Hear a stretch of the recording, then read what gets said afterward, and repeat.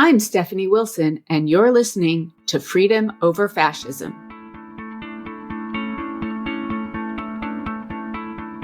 Two of the big words we've been talking about throughout this conversation, one is, representation in that inclusive way, right? That everybody has a place in these communities and in these curricula as equals, as full parts of these communities. And then that idea of citizenship, right? And citizenship as active and engaged and critical and forward-looking.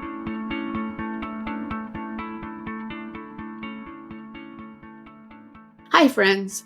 Today, our resident American history professor, Ben Railton, joins us to discuss the battles over history curriculum in Florida and across the country. Florida's new social studies curriculum has been in the news for its claim that enslaved people learned new skills that benefited them. This statement in itself downplays the violent reality of American slavery, but more importantly, the entire curriculum presents an inaccurate narrative that is meant to imply that slavery really wasn't that bad. Why is Florida changing the curriculum?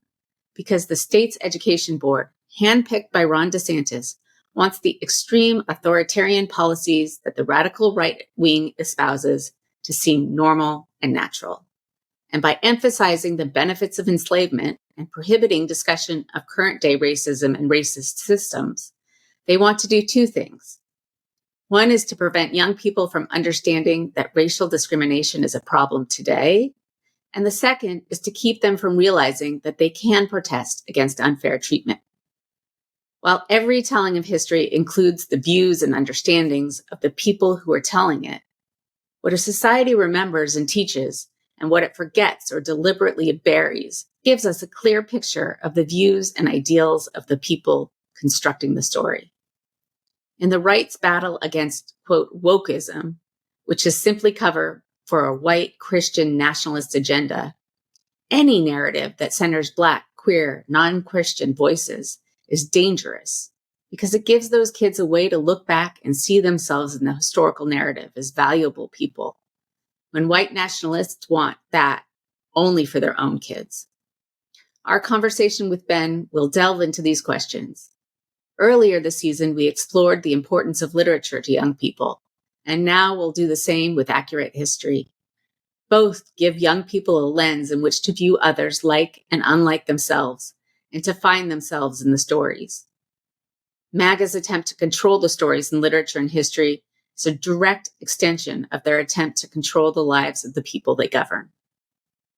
Ben Railton is author of 6 books on American identity, national narratives, and collective memory.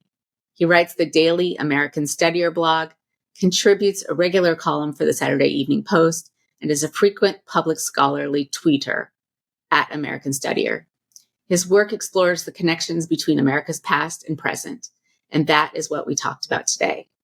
Before we start our conversation, I want to remind you that you can get early access to podcasts, bonus content, and backstage glimpses by becoming a patron and helping me feed my family.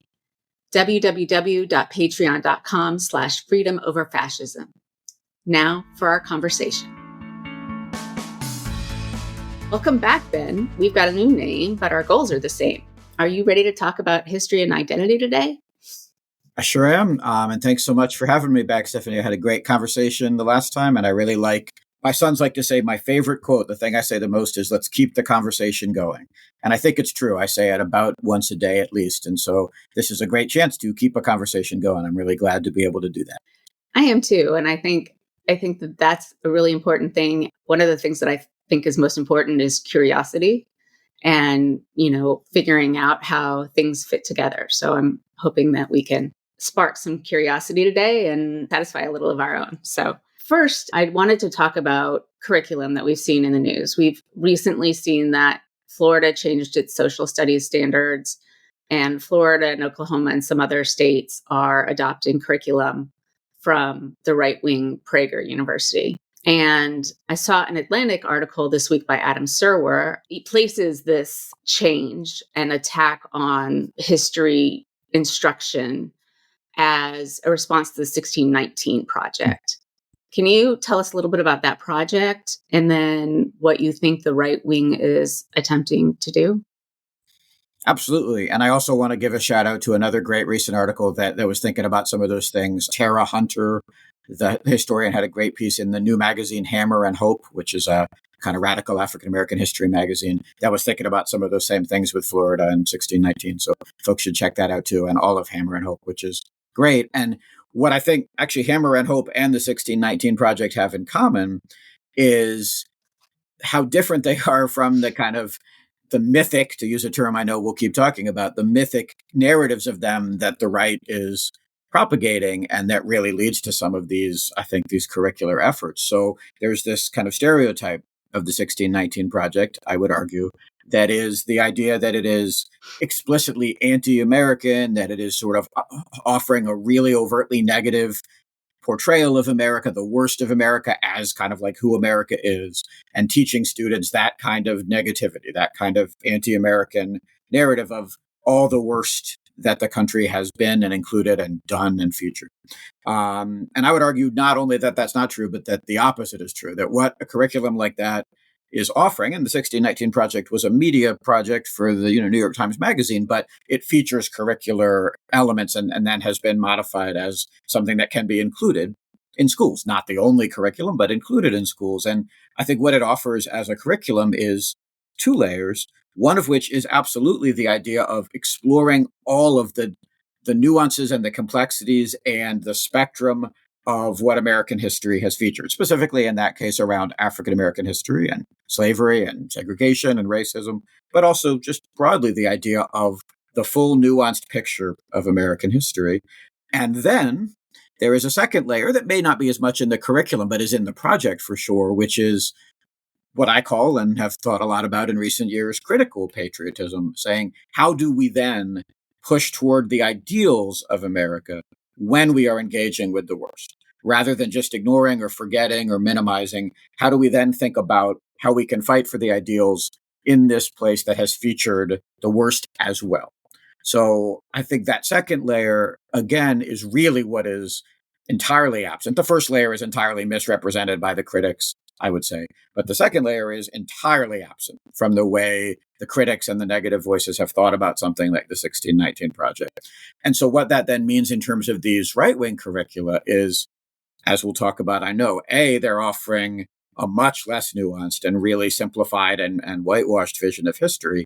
But B, there's this idea that that's the way to get to patriotism, is to only think about the most idealized version of us, of America and American history, and only offer students that, so that presumably they will then sort of instantly and entirely, I would say, worship, but at least love and idealize this place.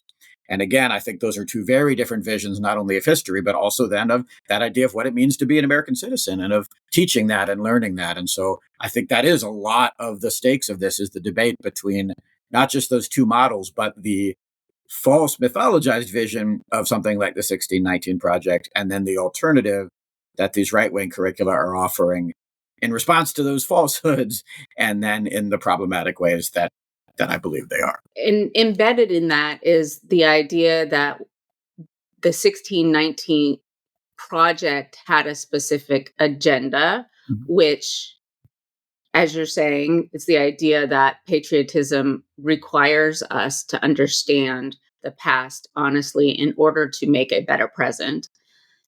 But the idea that the sanitized, whitewashed versions do not have an ideological aspects, which is also entirely false, because every historical project embeds the ideas and ideals and values of the people who are propagating it. And that's just the way narratives work. We surface the narratives that we think are the most important to our time and place. And I think that one of the things that Florida and Oklahoma and these whitewashed ideas of history is doing is trying to teach the idea that slavery really wasn't that bad.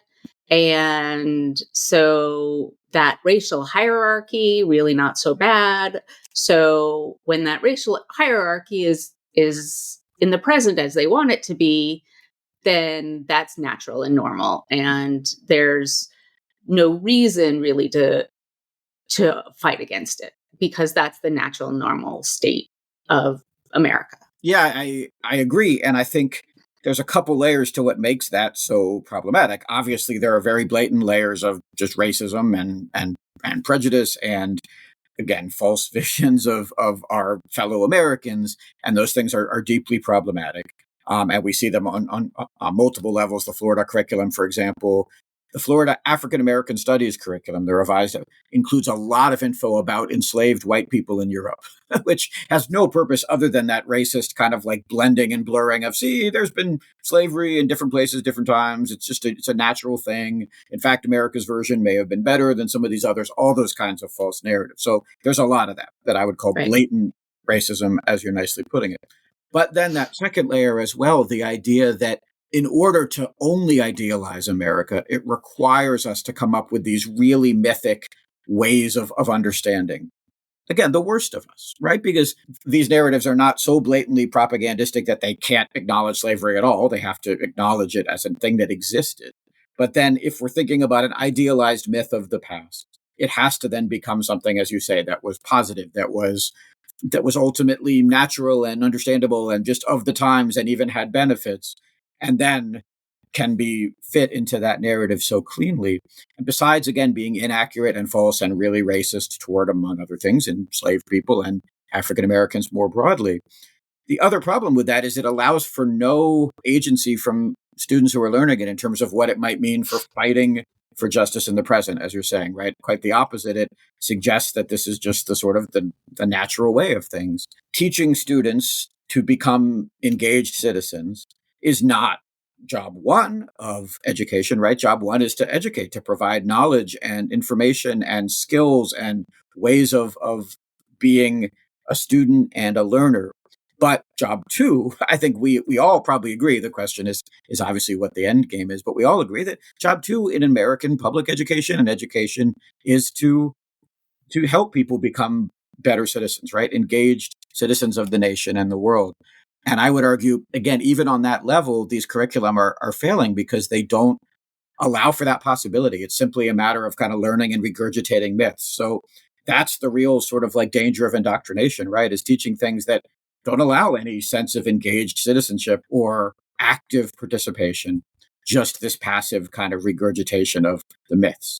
If there's any indoctrination happening, it would be that rather than helping students become engaged and active and critical in the way that they are part of a society. So I think that's another really problematic layer on top of the racism and the falsehoods, is where the indoctrination is really seeking to happen or happen.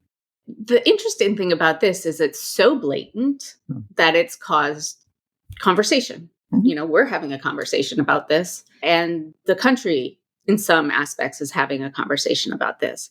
But it's been going on for a long time, more under the radar. This whole teaching of myths and regurgitating it. One example being the big ones that I'm thinking about. One is the idea that the Civil War was about states' rights and not about slavery, completely erasing the idea that slavery really was at the center. And the second is the Alamo.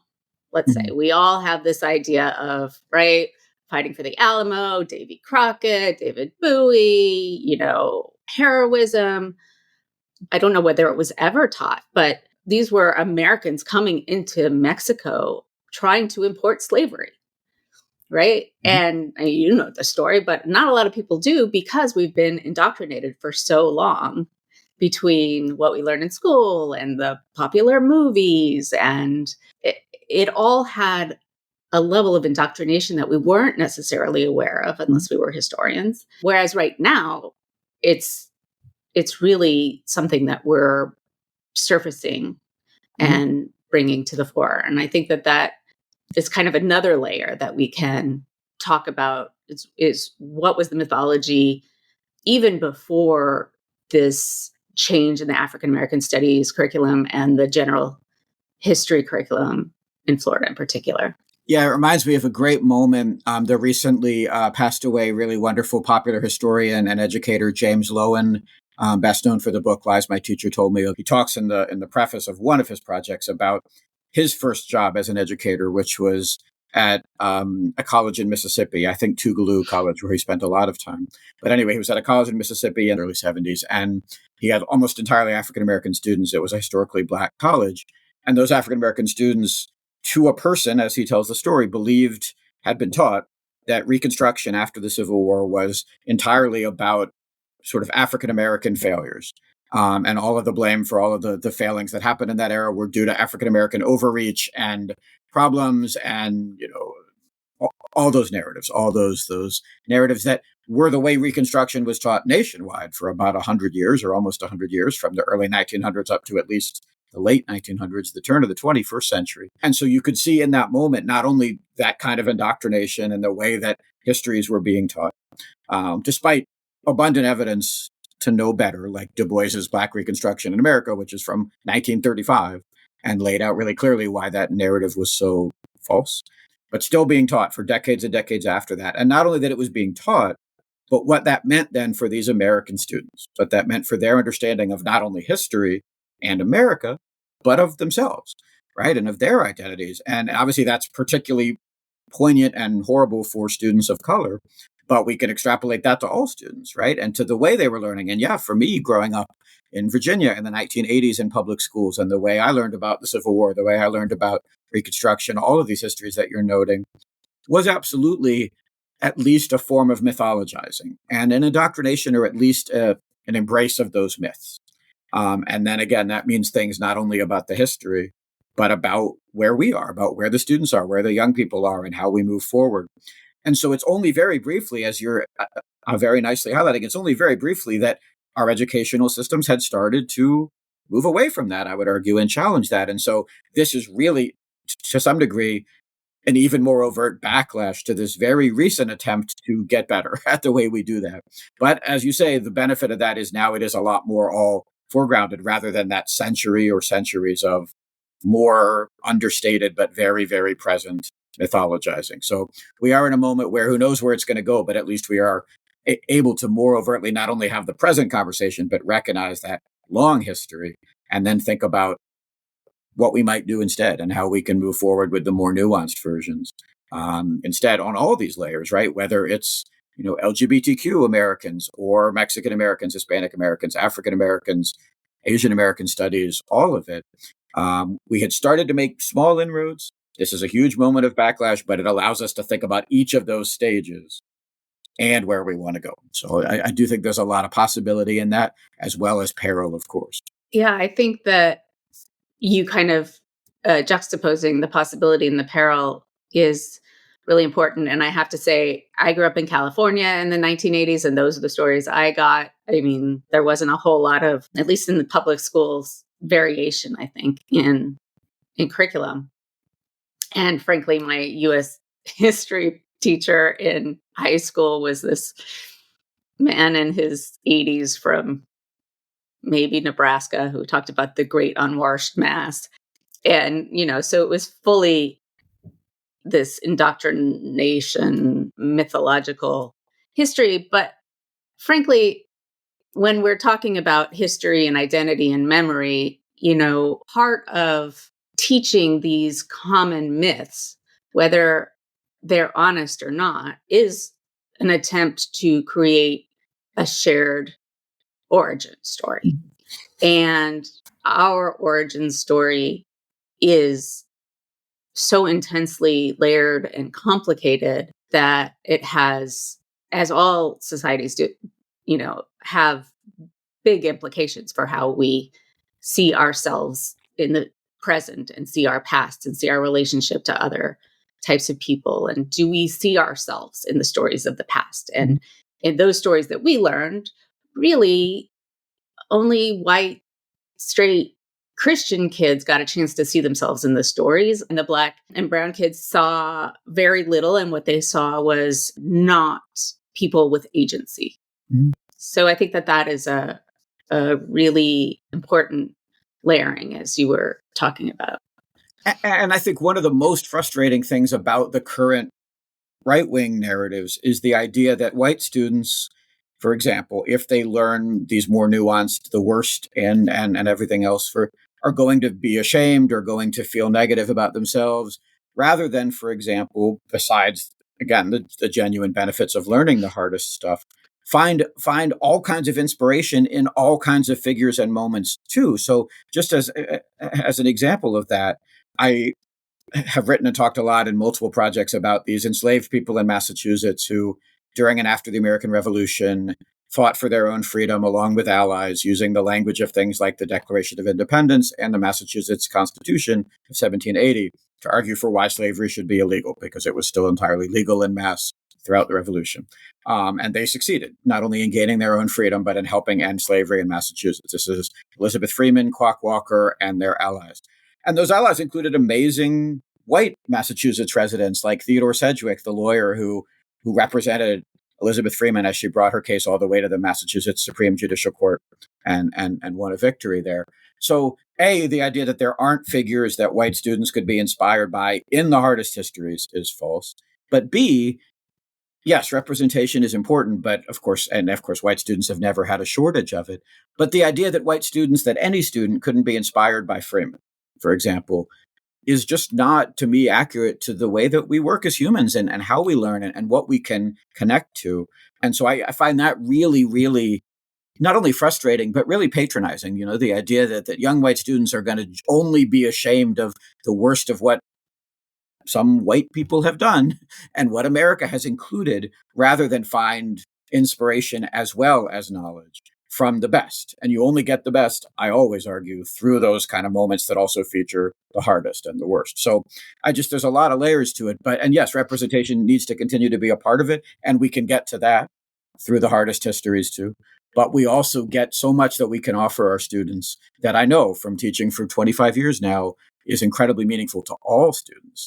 So there's so many layers to the kind of myth that these right-wing curricula and narratives are based on. And that's, I think, a layer of it as well, that students are going to feel negatively rather than all the real benefits that can come from learning more fully.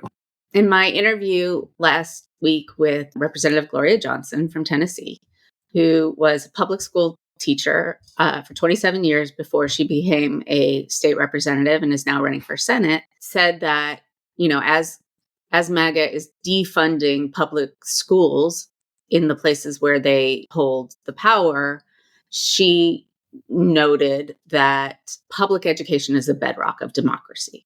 And that's a truism that's been stated for 100 years. But is that true? And what is it about publication? I think that there's more layers that we can look into is what are we teaching in public education that makes it democratic or not, that I think it's interesting to look at. I agree. And some of the things that are part of that I would argue accurate truism, some of the parts of it are not limited to public education, right? Like, critical thinking and knowledge. And, those are things that can be taught in many different settings and should be taught in every setting for sure. So there's those layers that are important. But I do agree that there are layers of the public system in particular. And so one just perhaps obvious, but impossible for me to overstate example of it is that cross-section of our community, right? That true attempt to bring together all Americans, not because they've chosen to be in a particular place or are paying to be in a particular place or have one kind of option or another, all of which is true to one degree or another of more private education or alternative educational systems that depend on choice and money and the way people can navigate them. Public education, with all of its continued challenges and struggles, is the opposite. It's a place that just brings together the members of a community, of all of our communities, and puts them in the same rooms, the same spaces, the same conversations to do those other things. Think critically, read, learn, talk, engage, develop these skills, develop their voices, listen to each other, all the things. And so I've talked in so many of my projects about inclusion as an American ideal versus exclusion as the other end of that spectrum. And there's no space in America that can be more inclusive than public schools. Again, there's all sorts of shortcomings and ways in which they too often are not. Here in Massachusetts, our public schools are very segregated economically and racially and otherwise because of the way we fund them and all sorts of other issues that we need to address. So it's not that they always achieve that, but that is a central part of the goal. And a part of what public education can be is genuinely that inclusive model And then if people are learning to become things like engaged, active, critical citizens, which again can happen in any educational space, but if they're learning that in a community, in a space that is inclusive, that is as diverse as we are, at least that's the goal and the thing to fight for. That pulls together both those threads, right? That the individual's role and what our community is and should be. And those two things in combination, each of us individually and then the American community at its best, is I think everything. And again, I think public education can at its best offer that in a way that very few other spaces can.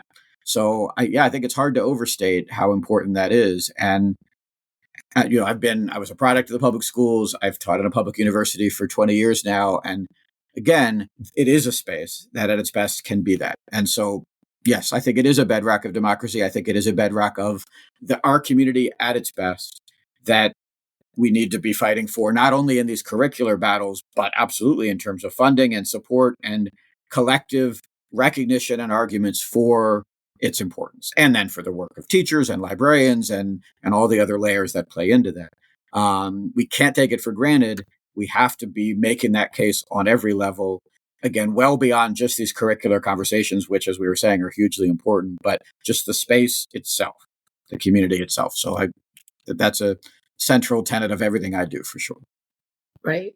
And I think that that's one of the biggest reasons that MAGA and the right wing is trying to defund public education in the name of choice, which is really choice for people to leave the public education system. And because they know that at its best, it can be educating people toward the idea of bringing people together and giving them, fancy ideas about inclusion and equality that they don't believe in. This is very dramatically intertwined. And I too am a product of the public schools, and we can have a very large conversation about whether public schools are actually serving the community they need to be serving. But I think that, as you say, the idea of educating people simply because they are people and members of the community is incredibly important in places where not only is the public education system being systematically defunded and downgraded, there are places, particularly Indiana, let's say, where civics education isn't taught. In my public high school in California, there was an American government. Everyone had to take an American government class. And that, at whatever level was really about what civic participation is about. And by removing any classes on civic participation, the right wing is aiding their project of suppressing the vote and making people not understand the power of citizenship that they can wield. Yeah, I agree. And it's again, sort of two of the big words we've been talking about all day today, then, throughout this conversation. One is representation in that inclusive way, right? That everybody has a place in these communities and in these curricula as equals, as full parts of these communities. So representation in that way, or inclusion, and then that idea of citizenship, right? And citizenship as active and engaged and critical and forward looking. Both of those are being described in these attacks as, in one way or another, indoctrination, right? Teaching that gay people exist, for example, right? Saying the word, that is presented as a form of indoctrination by these narratives. And then teaching the idea of things like challenge and resistance and debate and protest and so on, also presented in these right-wing narratives, these attacks, as a form of indoctrination. I would argue the exact opposite is the case, right? That the reality is that we're all here, we're all part of these communities, and the reality is we all have a role to play if the community is going to be at its best. So ignoring or eliding or explicitly downgrading those things, that's the indoctrination, and presenting them as a huge part of the story is then giving people the tools to sort of figure out their voice and their role in it. And that's the opposite of indoctrination, right? Is giving everyone the tools to be part of that. To figure out what they want to be, what they want to say, how they want to be part of every level of their community is the furthest thing from indoctrination. It's about empowering all individuals to be a part of that. So I do think that word has become so important and so exactly opposite to the way that we need to think about it, where and how indoctrination is occurring and what it would mean to challenge that with that sense of individual and collective empowerment and citizenship and communal presence. So I just think that's a huge part of pushing back on these narratives as well. And one of the ways that students can be equipped to push back on them is learning the different elements of United States history that have been suppressed for so long. Things that the everyday citizen probably doesn't know anything about because they haven't been taught for so long. Things like the different kinds of immigration that was allowed or disallowed, say the Chinese exclusion and the I have a 10th grader and I was just telling him about the Chinese exclusion and Japanese internment, and that in the 60s, this urban renewal that drove highways into the middle of African American communities. And he was shocked. He was absolutely shocked and appalled that that this could happen in this ideal world he would like to live in, and B, that isn't talked about granted, he's only in 10th grade, so he hasn't had a lot of opportunities to learn about it. But the concept that these things would happen was shocking and appalling to him. And that's kind of the reaction you would want to engage their curiosity to find out more so that they could really be equipped to handle whatever's coming next. And as I had said, but as you were just noting as well, I think to reiterate it, within those also you have communal responses, individual responses that are the best of us, that are inspiring, that are activists, that are protests, that are alternatives, that again, every student and every American can also be inspired by, and that we're not going to get if we're not also learning those hardest things, right? And that those responses of shock and disappointment and frustration, just as one other layer of this, they're going to happen at some point, because eventually, even with the best efforts of the propagandistic voices, unless we become fully, George Orwell's 1984, eventually people do start to encounter and learn about these other things. The key is not, even if we wanted to, and I don't, the key is not to avoid all of that. It's to present it in ways that allow people to engage it and learn about it, and then, again, keep figuring it out. So even just leaving aside any of the questions of, again, politics and curricula and whatever else, it's impossible to not eventually be part of the world and all its complexity. That's part of what we want to be teaching, rather than, again, minimizing and trying to avoid for as long as possible, which seems to be the kind of the goal of these suppressing narratives. So foregrounding the complexities and saying, and then here's all the different ways you can learn and grow and be inspired and recognize the realities. All of that is, again, a big part of what education should do. And that's for everybody. That has nothing to do with one political argument or one partisan question. That's about how we are part of the world. So I just think it's a disservice on every level, including just what it means to be a human being figuring those things out, to try to present history or anything that elides and minimizes all of those kinds of realities and nuances. Exactly. And this whole idea that presenting the past as complex centers the white kids in such a way that, say, Black kids or gay kids or Jewish kids or Muslim kids, they don't get to ignore a lot of these things because they're present in their lives all the time. So the idea that we're this big white fantasy land that's magically delicious is really a false idea of protecting white kids that no other race, ethnicity, religion gets to have. And we know that life experiences are really important to how you view the world, right? But also we know that kids can handle an awful lot. And I think that people who want to protect children don't really know children. Mm-hmm. Right? I mean, first of all, that they shouldn't encounter any degree of problematica. These kids, their lives are problematic. Like everything is big. All their emotions are big. And if you think that kids aren't thinking about these things, you haven't been talking to kids. But also we know that, say, I'm Jewish, and in the Jewish community, we teach our children about Jewish history and the Holocaust, which has a lot of hard times. We teach it relatively early, and we teach it with compassion. And we know that there are ways to help kids deal with difficult subjects. Resources and thought and creativity and nuance are brought to it.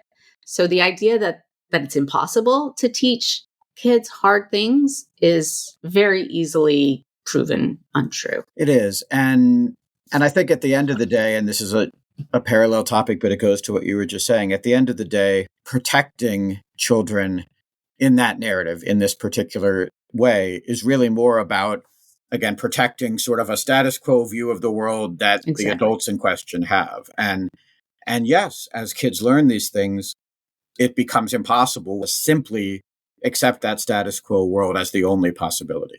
That does become impossible. But again, that's both American and human to figure out that that's not enough, that there's more complexity and more possibility for us. Because again, in the status quo version, there's very little for us to do, especially young people, other than, I guess, just learn it and regurgitate it in that genuine version of indoctrination, rather than recognize its presence, but also its limitations and all the other things around and outside and beyond it, and then imagine their role in that. So yes, it is impossible to only accept the status quo when you learn in all these ways. And I think that is scary to a certain portion of adults. And again, leaving politics aside, understandably, we all have certain kind of stories about the world that we're invested in. But the idea that we wouldn't want kids, our kids, all kids, to have the tools to take next steps, to go beyond that, is sad to me, right? I mean, if there's any shared idea of an American dream, it's that, right? That like the next generation has an even better chance, has it even better. And part of that is not simply any status quo, but is what they can move forward into. So that's not protecting. That's, again, ultimately limiting them because of our own maybe fears or our own stories. And we obviously don't want that to be what education is doing. I think we see in Gen Z and these kids that are coming up right now an awareness in very large numbers that the world is far more complicated and far more not complex and nuanced than they've been taught. And as we see them come into their own, we see a lot of them speaking out and engaging with difficult subjects in the public sphere that we haven't seen in a long time. I agree. I think I probably said this when we last talked, because I say it every chance I get, but I'm a congenital optimist, struggling like crazy in 2023 to keep finding reasons for that optimism. But when I do, a lot of it has to do with the younger generations, young people, whether it's my students, whether it's my sons and their peers in high school, all of it, both and more, for all those reasons, including, yes, that genuine sense of engagement and activism and curiosity and passion, along with all the kid stuff that they're all doing too. And that's really important as well. And that we should protect their ability to be kids as well within this world, but also how much these generations are far beyond where I believe mine was when it comes to all of those questions. And that is inspiring. And the last thing we want to do then, any of us should want to do, leaving all these other questions aside, is to try to beat down any of that, right? Rather than encourage it. And again, it's not the first goal of a class or education, but it's a goal, right? Is to encourage them to lean more into sort of all the best of what they are starting to build. All of that is an example of it. And again, it's the source of the most hope, I think, for the future of the country and the world, is what those young people are already are and what they can continue to build into. And that too is a big part of what we should be encouraging and making part of our education rather than seeking to suppress. Well, I think that you have said it very eloquently and wrapped it up really nicely there. So thanks for coming back and being our resident American historian. I hope you come back and we'll discuss more of these ideas as we go along with this podcast. And I've really enjoyed having this conversation with you today. I agree. Thank you so much, Stephanie. And doing really important work. I'll just say one last thing. Education, if it ever was, and it probably wasn't, is clearly no longer simply in, brick and mortar institutions, right? It happens in all of these spaces, including the digital and the public scholarly. Those two are part of education. So being able to be part of that in these spaces means a lot. Well, thank you. And we'll talk to you soon. Thanks for listening. Please join our Patreon at patreon.com/freedomoverfascism and subscribe wherever you listen to your podcasts. We thank you for choosing freedom over fascism.